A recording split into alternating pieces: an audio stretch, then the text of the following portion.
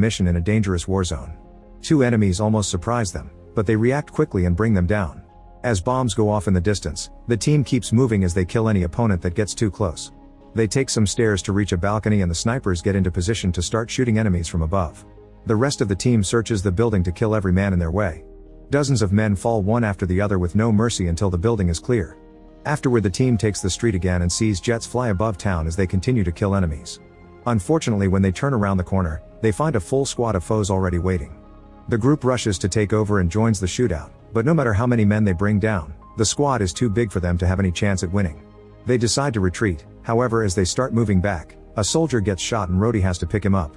Nobody stops shooting as they run, taking cover in any spot they can find while killing more and more men. Rhodey wants to take care of his friend's wound, but he has to keep shooting to protect himself. By the time he checks on the wound again, the soldier is dead. Another enemy squad is coming and the team is cornered at the end of the street, so they use the radio to try to request help. Suddenly the area goes dark and a red light appears among thick clouds in the sky. Both teams stare in shock as the light reveals a mysterious machine that shoots a beam, killing the entire enemy squad with just one move. Then the light turns white and charges for a few seconds before emitting a great amount of voltage. The lightning hits the American soldiers and drags them into the machine, where an alien restrains them to put them through some experiments. The soldiers see flashes of their old lives and the last battle before passing out. Sometime later, the team is frozen inside a strange device. Suddenly the machine is turned off and the soldiers wake up as they are ejected. It takes them a moment to recover as they throw up all the liquid in their lungs. Jax recognizes it as stasis resin, which should dissolve quickly. However, he doesn't know why he has that knowledge. The team doesn't know where they are and thinks maybe the Russians or the Chinese kidnapped them, but the writing on the machines isn't from Earth. Reyes finds a plaque with their names and unit designations, but he doesn't understand why he knows that either. All their guns are topped off and the last thing they remember is the shootout on the street followed by the lightning. Leader Kelly says they should get moving before their kidnapper finds them. There's a big circular door at the end of the corridor, but pressing the button won't open it. The soldiers work together to open it manually. After taking another hallway, they find a second door that has been warped off its track. Rhodey notices a vent hatch on the wall and sends Reyes to investigate. With a light in his mouth, Reyes crawls through the vent and finds multiple routes, so he takes the only way that has any light left. Eventually he finds another hatch and comes out on the other side of the vent door. After he informs the team, they also enter the vent to join him. A closer look at the door from this side shows some nasty burns and impact marks, as if someone was trying really hard to get in there. It seems the place is like a maze, and Nash thinks they're in a secret underwater prison.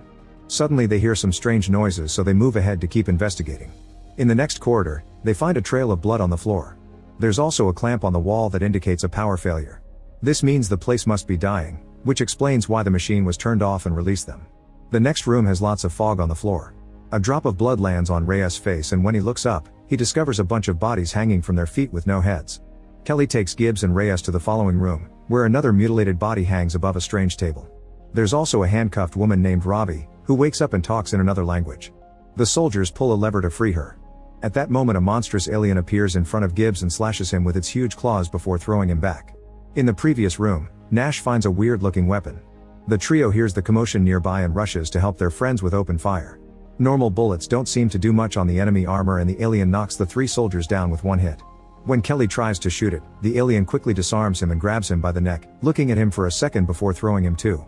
As the alien attacks Jax, Nash passes the strange weapon to Rhodey, who finally manages to activate it and shoots at their enemy to knock it down.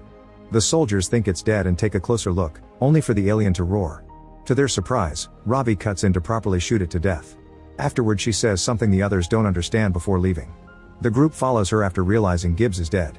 In the next corridor, Kelly shocks Robbie by speaking her language. Another alien appears nearby and Kelly opens fire while telling the others to run. The alien has a laser gun too and immediately shoots to bring Robbie down. Soon its own team of monsters appears behind it and also opens fire. The men help Robbie and run as fast as possible. A chase ensues with both sides constantly shooting as they move. The soldiers manage to take cover in the next corridor, and when Robbie sees an opening, she pulls a lever to close the door.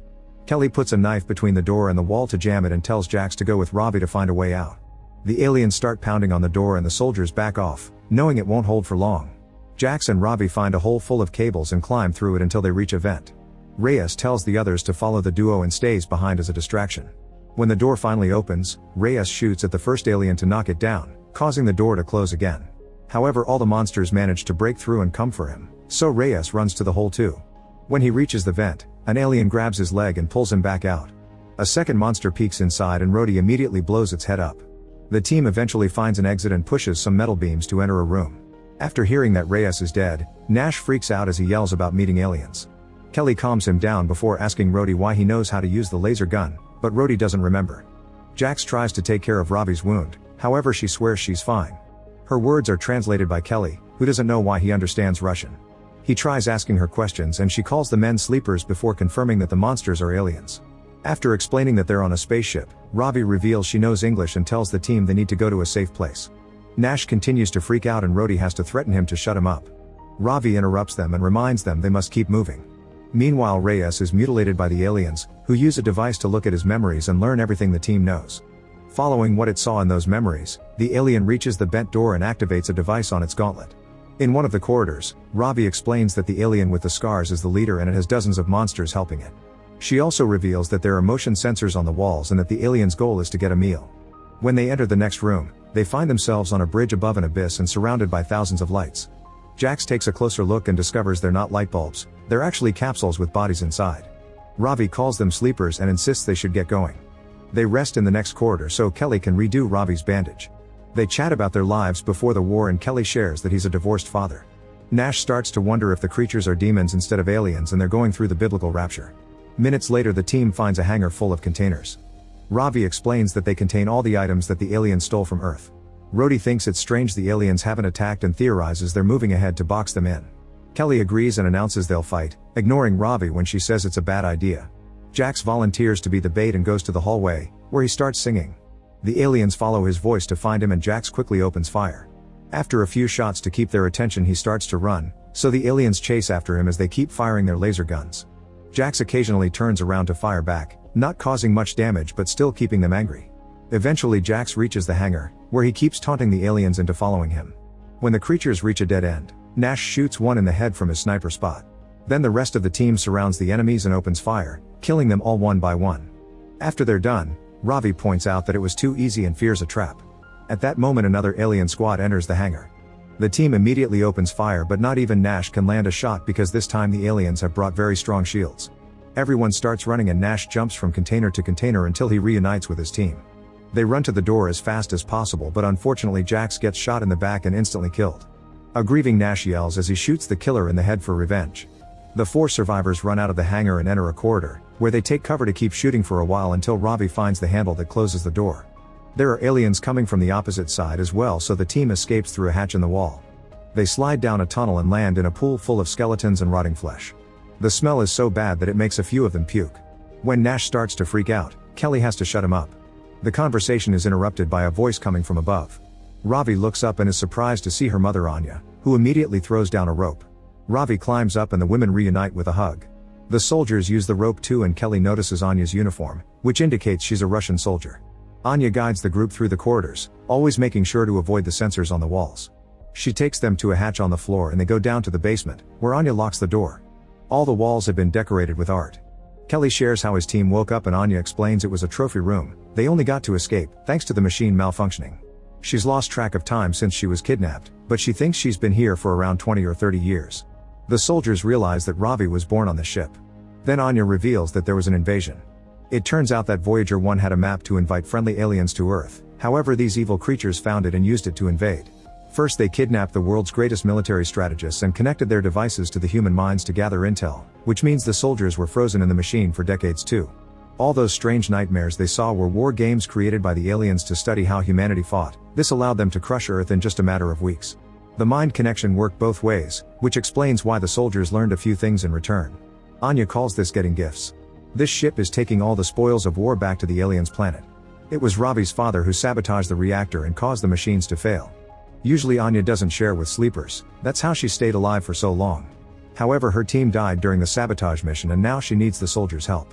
Anya's gift is hearing the creatures from afar and understanding what they're saying, and she knows they're trying to repair the communications relay. If they contact their home planet, even more aliens will come, so they have to stop them. The soldiers take a moment to rest and Nash says that they'll never go home. Kelly looks at a picture of his daughter and realizes she must be around 40 years old if she's alive at all, which makes Rhodey think about his kids as well. The team decides they want to fight and organize a plan with Anya. They think there are around 24 aliens left, and the comm center is on the top deck, where they're strongest. The vents can take them there, although the aliens will detect them immediately. Luckily Anya has a bunch of explosives they can use. The group crawls through the vents to reach the top deck. Rhodey and Kelly agree to keep the aliens distracted while Nash and the women set up the explosives. Anya also gives Kelly a stolen gauntlet that will allow him to use a shield. The group splits and Nash's team soon makes it to the main room, where they watch the alien guards from a balcony. In the corridor, Kelly and Rhodey find a sensor covered in blood, so they look for a second one. Soon an alien receives the alert on its gauntlet. Kelly even shoots at the sensor to taunt the enemy. The guards in the main room are called away so Nash's team can finally come out. While he keeps watch, the women install the explosives. Kelly and Rhodey hide when they hear the guards coming and wait for the right moment to shoot them both from behind. Backup quickly arrives with open fire so Kelly activates the shield, which allows him and Rhodey to keep fighting. An alien grabs one of its teammates to protect itself and pushes ahead, forcing the men to run away. They hide in a different corridor and the shootout continues, however one of the aliens detects something on its gauntlet and makes half its team go in a different direction. In the main room, Anya hears the aliens coming. Kelly and Rhodey call them to warn them of the same thing while still stuck in the shootout, but there's no way for the trio to escape. When Kelly crosses the door, Rhodey closes it and tells him to rescue the others while he holds the aliens back. Then Rhodey goes all out against the aliens, shooting the laser gun until it runs out of power. He changes to his regular gun and gets close to one of the creatures, who picks him up through the shield. Rhodey is smashed against the wall before the alien takes a closer look at his face. He uses that moment to drop 2 grenades, causing a huge explosion in the corridor that kills him and the aliens surrounding him. The other half of the alien squad makes it to the main room and the humans open fire to bring down as many as possible. At first they do well, but sadly more aliens with shields arrive. Anya makes Ravi leave and asks Nash to protect her. A bigger alien also shows up and opens fire to bring Anya down. Ravi cries out for her mother and Nash has to drag her away when he sees Anya take out the detonator. The explosives are activated and the resulting explosion blows up the whole room, bringing down the huge machine and all the aliens around it. In the corridor, Nash sees more aliens coming and makes Ravi hide in the hatch. Then he starts yelling as he runs so the aliens chase after him without noticing the girl. He stops running at a dead end, where he starts singing the same song as Jax. Nash shoots down as many aliens as he can and wonders if he should activate his explosives too. However, he's determined to survive, so he pulls out his gun again. Once she can't hear any more noises, Ravi comes out, only to find an alien nearby. Meanwhile, Kelly is shocked to find a room filled with humans locked in cells begging him for help. When Kelly turns around, an alien knocks him out. He dreams about his daughter being happy on Earth only for the aliens to suddenly kidnap her too. When Kelly wakes up, he's in one of the cells. Ravi is in the neighboring one and has to tell him that the others didn't make it.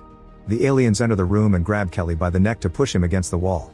Then they drag him through the corridors and take him to the strange table from earlier, where they hang him upside down. The alien grabs a blade and gets ready to strike, but at that moment it sees Nash hiding inside the table. With just one shot to the head, Nash kills the creature. Afterward the duo makes their way through the corridor, killing any alien that comes too close. They reach the cells and Kelly opens them to rescue the prisoners. More monsters are coming so Nash opens fire with a laser gun, bringing down enemy after enemy. After all the prisoners are out, the soldiers close the door and run away with Ravi. Soon the aliens catch up to them so the trio takes cover behind a wall and fires back. The humans are slowly running out of bullets, so Nash throws his belt with all the grenades and Kelly closes the door to stop the resulting explosion from hurting them too. Nash rests against another door as he celebrates their victory, only to suddenly be stabbed by a blade. The alien leader enters the room so Kelly tells Ravi to run before taunting the creature to keep its attention on him. He picks up a blade too and starts fighting the enemy, who keeps bringing him down with blow after blow. The alien even throws Kelly against the roof before throwing his weapon, which Kelly has to dodge. Next the alien activates his shield to hit Kelly with it too. After a couple of blows the alien retrieves his sword and comes running at Kelly.